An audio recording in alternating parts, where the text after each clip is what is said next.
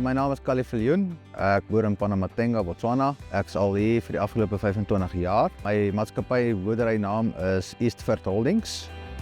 My agrikoprodukte wat ek op my plaas het is spulpunte. Mis enige grootte van 7,5 hektar na 12,5 hektar spulpunte toe. Ek het HSD hoospodusse, 2 4 meters, wat wonderlike produkte is van Agrico. Ek is baie tevrede op die manier hoe hulle werk. En dan het ek ook drupbesproeiing wat ek maar my tomaties en my green peppers onder drupbesproeiing plant, wat ek maar als bekoop by Agrico.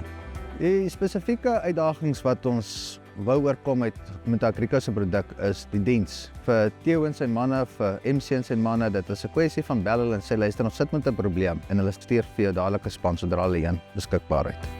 Mense sit ook met die uitdaging as jy moet parte opstuur na Botswana toe, is dit fisiese parte wat moet uitgevoer word uit Suid-Afrika uit en ingevoer word in Botswana en daar's invoerbelasting en allerlei papierwerk en prosedures by die grensposte betrokke en ons probeer dit ook van ons kant af vanuit die kantoor uit hanteer om daai uitvoerproses van die parte te vergemaklik en die produkte hier bo in die bos by die boer op die grond te kry en dan uiteraard geïnstalleer te kry so vinnig en effektief as moontlik.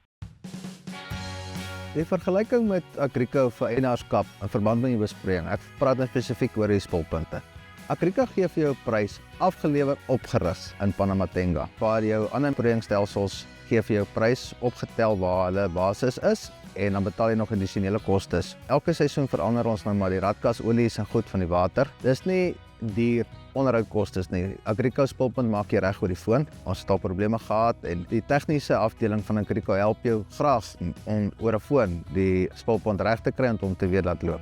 Omrede ons nie krag het nie, wat ons met sonstelsels en met generators werk, het hulle ook met die mees effektiefste manier vir my gekry om water te pomp. Ons is goedkoop as moontlik water op die grond neer te sit. Ek is baie tevrede met daai tipe diens wat hulle vir my gee. Dit is waar die uitdaging werklik vir ons lê om ons ontwerpe so te verfyn en die mees effektiewe pompe en toerusting te kies om aan te pas by die sonkrag en kragopwekkerstelsels waarmee hulle op die grond moet boer.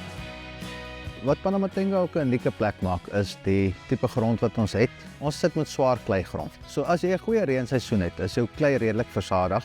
So jy kry 'n oes deurgesit sonder minimale reën wat jy na die tyd nodig het. Jy kort net goeie reën in die begin van die seisoen en van daar af is daar genoeg vog in die grond. Selfs met die besproeiing, omdat die grond so baie vog hou, hoef jy nie so baie millimeters water neer te sit 'n seisoen nie.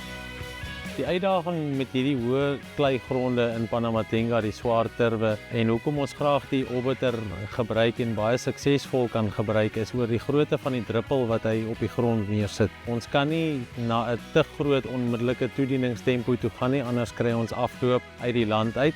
En omdat dit jou geld kos, hier in Panamatenga diesel kos met kragopwekkerstelsels, wil ons daai water so effektief moontlik in die grond kry en nie uit die land uit laat loop nie.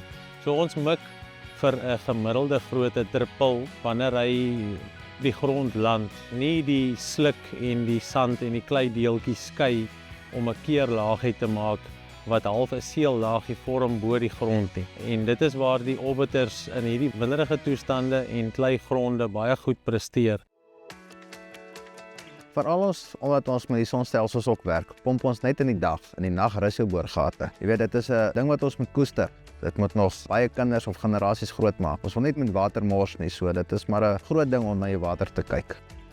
Ek dink ook dis een van die uitdagings hier in Panamatenga, omdat die energie hoofsaaklik van son afhanklik is en omdat hulle meestal net in die dag besproei, waar ons tradisioneel in Suid-Afrika baie graag aan die nag besproei omdat jou verliese minder is dit een van die groot uitdagings hier in Panda om daai water effektief te kan neersit, omdat ons in die dag moet besproei en ons sit met die uitdaging dat ons net daai beperkte dagure het, maar ons kan nie met 'n te hoë toedieningstempo op die swaar kleigronde werk nie. Is dit 'n baie fyn balans wat 'n mens moet handhaaf. Ek kan met vrymoedigheid sê die orbiter spuitpakkette doen baie goed in al daai opsigte.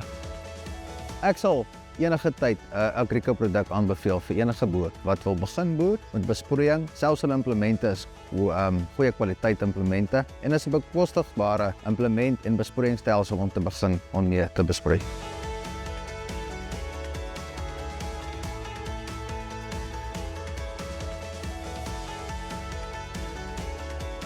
Thank you so much for watching this video. We hope you learned something. For the next video, click here. And if you want to see more of our videos, please subscribe to our channel.